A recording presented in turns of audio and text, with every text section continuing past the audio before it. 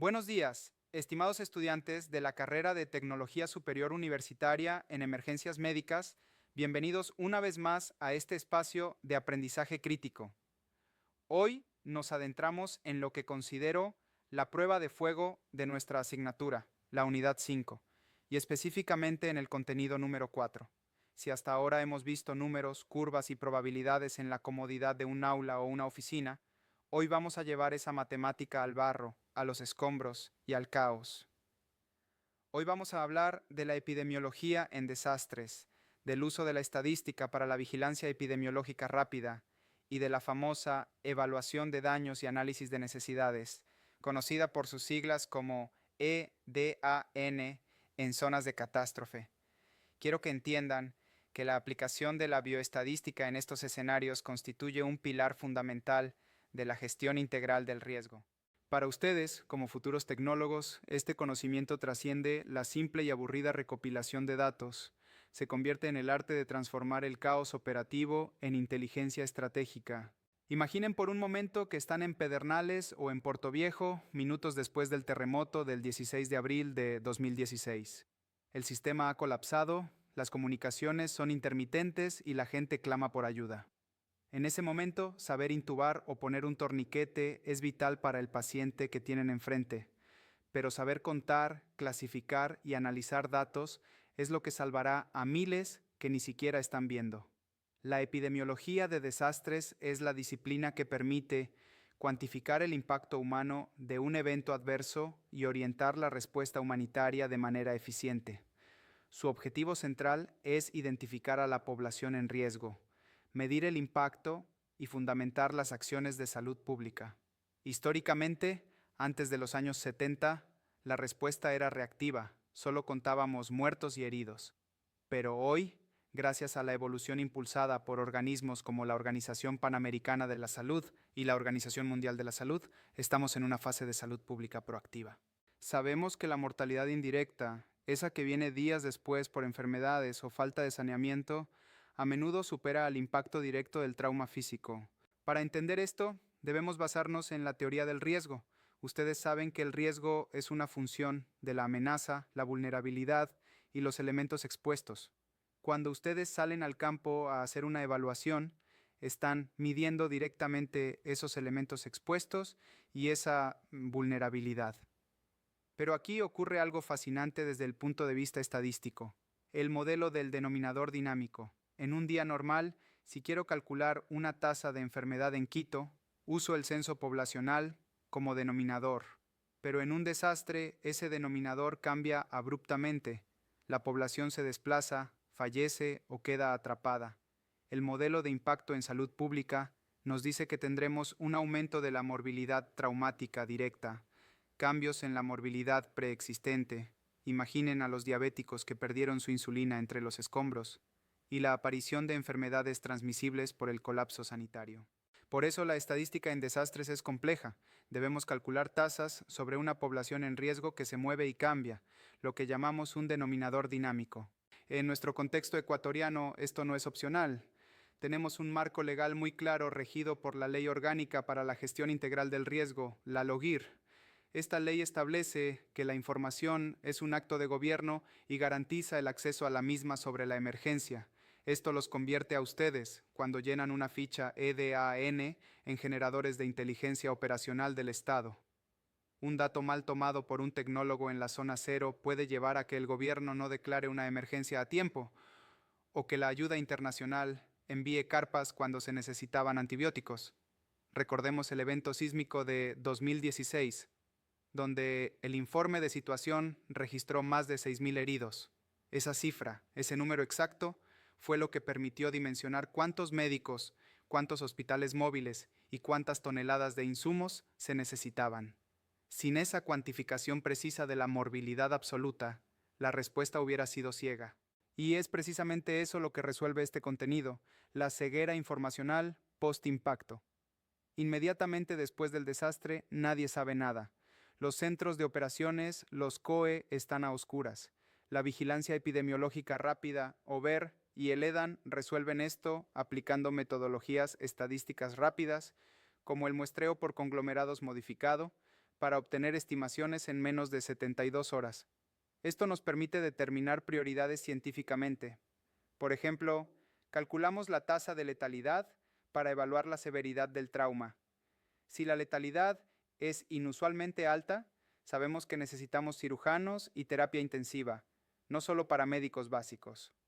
Evaluamos la razón de morbilidad, es decir, la relación entre heridos graves y leves.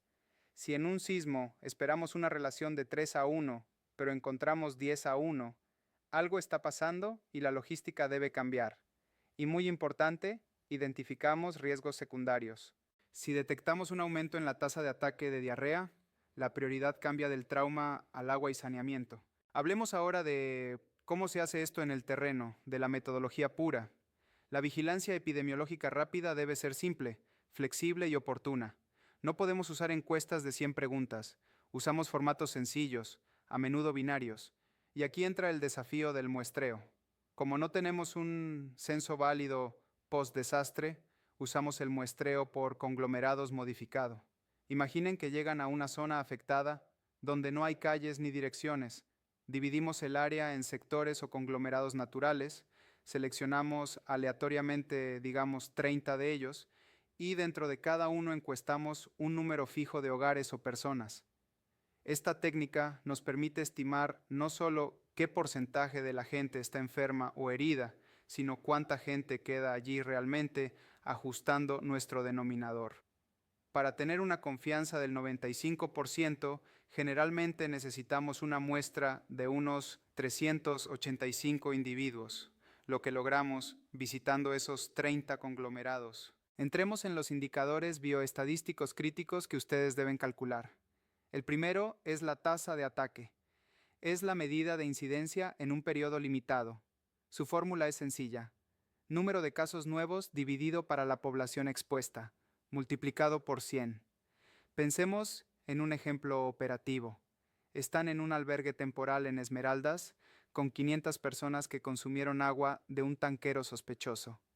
Si detectan 100 casos de gastroenteritis, su cálculo es 100 dividido para 500 por 100. Eso les da una tasa de ataque del 20%. Ese número 20% es una alarma que grita brote epidémico y moviliza recursos. El segundo indicador es la tasa de letalidad, o TL. Esta mide la virulencia o severidad. Es el número de muertes por una causa específica dividido para el total de casos de esa causa. No confundan esto con la mortalidad general. La letalidad nos dice qué tan probable es que alguien muera si ya está herido o enfermo. Y también tenemos la mortalidad cruda por desastre, que mide el impacto general comparando las muertes totales con la población de la zona. Comparar esta tasa con la mortalidad basal del INEC nos dice cuál fue el exceso de mortalidad provocado por la catástrofe, una cifra clave para la historia y la política pública. Ahora hablemos del instrumento que tendrán en sus manos, la ficha EDAN Salud. El EDAN es el proceso estandarizado para recolectar esta información.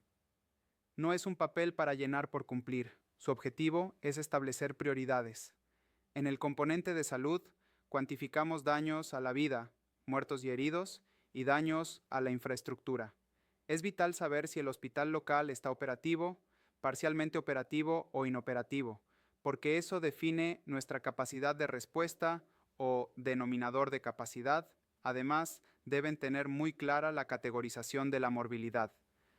Al principio, en el momento cero, vigilamos lesiones traumáticas, fracturas, aplastamientos, pero días después, la vigilancia cambia hacia el potencial epidémico.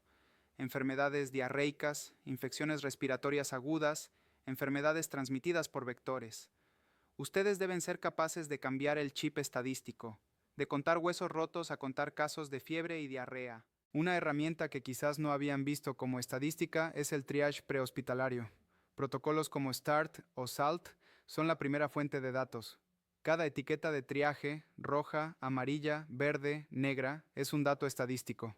Cuando ustedes hacen el triaje, están generando el numerador de la morbilidad en tiempo real. Si usan el protocolo SALT en el paso de evaluación individual, están definiendo la carga de trabajo hospitalaria. Si la proporción de pacientes rojos es muy alta, Estadísticamente sabemos que el sistema local va a colapsar y necesitamos activar la derivación a otras provincias o desplegar hospitales de campaña de inmediato. Para ejecutar esto deben seguir procedimientos estrictos. El protocolo de despliegue de un equipo de vigilancia epidemiológica rápida comienza por definir el área y determinar la factibilidad del muestreo. En la recolección de campo, entre el día 1 y 3, usan mapas para seleccionar los conglomerados y aplican la ficha EDAN. Luego, consolidan los datos diariamente. No sirve de nada tener 1000 fichas en una mochila. Hay que tabularlas y calcular los indicadores para compararlos con la línea de base. El flujograma del EDAN inicial en las primeras 72 horas es crítico. Se activa el equipo, se valida la población expuesta, nuestro denominador, se evalúa la infraestructura y se cuantifica el impacto directo. Y algo crucial, la transmisión de la data mínima vital. En las primeras horas, la oportunidad es más importante que la perfección. Es mejor tener un dato aproximado rápido que un dato perfecto 3 días tarde. Revisemos los criterios de calidad. La información debe ser oportuna, disponible en 24 a 72 horas. Válida, reflejar la realidad sin sesgos. E íntegra. Ustedes actúan como un sistema de alerta temprana. Tenemos umbrales de alarma. Si la mortalidad cruda supera en 1.5 a 2 veces la tasa histórica, es una alarma mayor. Si detectan un brote, como 3 casos de diarrea grave en un refugio en 24 horas, eso es un disparador estadístico para una intervención sanitaria inmediata. Sin embargo, debo advertirles sobre los errores comunes, esas trampas en las que caen los novatos y que arruinan la validez del trabajo. El error más frecuente es el sesgo de selección por conveniencia. Imaginen que van a evaluar una zona inundada y solo encuestan los refugios que están al borde de la carretera pavimentada porque es fácil llegar. Eso es un error grave. Generalmente las poblaciones más vulnerables y afectadas están en las zonas aisladas. Si solo miden lo fácil, subestiman la gravedad del desastre y la ayuda no llega a quien más la necesita. Otro error es usar la población total pre-desastre como denominador, olvidando que mucha gente se fue o murió, lo que distorsiona las tasas. También es común el sesgo de información, como la falta de estandarización en las etiquetas de triaje o no registrar la causa específica de muerte, confundiendo un infarto por estrés con un trauma por aplastamiento. Para corregir esto, los expertos implementan rigurosamente el muestreo por conglomerados modificado para estimar la población restante real. Usan técnicas de ponderación o factores de expansión para corregir matemáticamente el hecho de no haber llegado a todas partes. Y siempre concilian las fuentes de datos, cruzan lo que vieron en el triaje con los registros de ingreso hospitalario y con medicina forense para evitar duplicados o subregistros. En conclusión, el propósito final de estudiar esto es transformar su perfil profesional. No queremos que sean solo ejecutores de protocolos, queremos que sean generadores de inteligencia operacional. Cuando comprenden cómo se calcula una tasa de ataque, pueden practicar medicina basada en evidencia, incluso en el lodo, evaluando si sus intervenciones están funcionando. Pueden justificar recursos con argumentos técnicos irrebatibles. No es lo mismo decir manden agua que decir la tasa de ataque de enfermedades diarreicas superó el 15%. Necesitamos intervención del eje de saneamiento.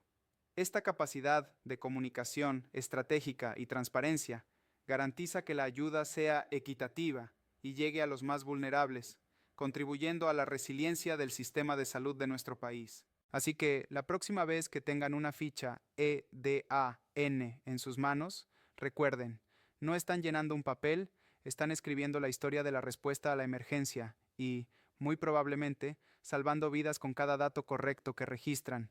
Muchas gracias por su atención.